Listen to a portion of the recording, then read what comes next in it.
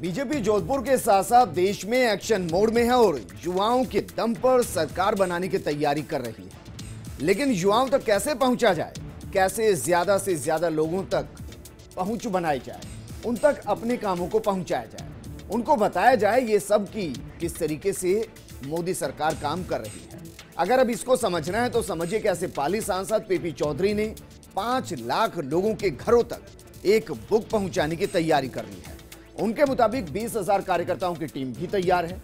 जिसके जरिए संदेश है कि उन्होंने क्या काम किया और क्यों फिर से मोदी सरकार केंद्र में आनी चाहिए। पाली सांसद पीपी चौधरी से एक्सक्लूसिव बातचीत की हमारे सहयोगी राजीव गौड़। जरा सुनिए। देश के प्रधानमंत्री नरेंद्र मोदी विधानसभा चुनाव के दौरान जब पाली आए तब उन्होंने केंद्रीय मंत्री पीपी चौधरी की बीमा के लिए तारीफ की और उसका संदेश पूरे देश भर में गया। और हो सकता है कि उसके बाद और अधिक जोश से सरोबार होकर नरेंद्र मोदी के नेतृत्व में फिर से भाजपा की सरकार बने, वो प्रधानमंत्री बने। इसके लिए आप देखिए फिर से मोदी सरकार का एक अभियान चलाया है। अब वो गली गली और मोहल्ले मोहल्ले में 20,000 कार्यकर्ताओं की जो टीम है ये से लेकर के जब जाएगी तब जो माहौल बनेगा,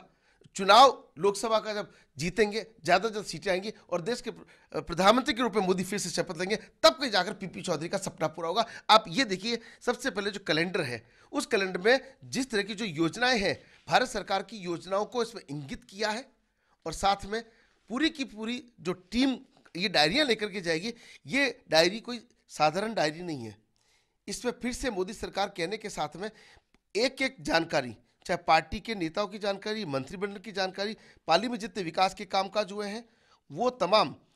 4 साल पहले जो किसी ने सोचा नहीं था उसका अच्छा शासन, तेज विकास, एक एक योजना को, चाहे वो सरकार की योजना हो, नरेंद्र मोदी सरकार की योजना हो, उनका परिवर्तन जो हुआ, कांग्रेस में क्या था, भाजपा में क्या है और क्या उन्होंने सरकारों में किया है, और खुद के जो रिकॉर्ड है, खुद का रिपोर्ट कार्ड जो है एक छोटी सी पुस्तिका में, ये जो आम जन तक पहुंचेगी तो इसका कितना असर आएगा, उन सब पर बात करने के लिए केंद्रीय मंत्री पीपी चौधरी हमारे साथ है। कहीं ना कहीं ऐसा तो नहीं कि जब प्रधानमंत्री ने आपकी सराहना खुले मंच से की तब आपके मन में जज्बा आया कि फिर से एक बार फिर मोदी सरकार? देखिए,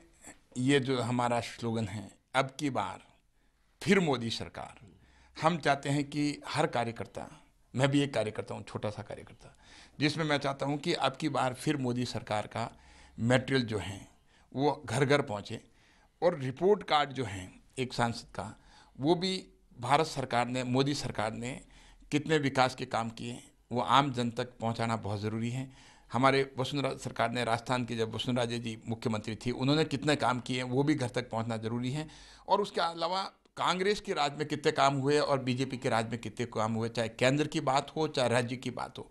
उसका भी लेखा जोखा घर तक पहुंचना जरूरी, क्योंकि हम पब्लिक रिप्रेजेंटेटिव, अकाउंटेबल है जनता के अकाउंटेबल हैं, तो लेखा जोखा वही रख सकता है जिसने काम किया है। तो एक लेखा जोखा है मेरा 5 साल का, 5 साल की केंद्र सरकार का लेखा जोखा, 5 साल की राज्य सरकार का लेखा जोखा और 5 साल का मेरा लेखा जोखा, ये आम आदमी तक पहुँचना जरूरी है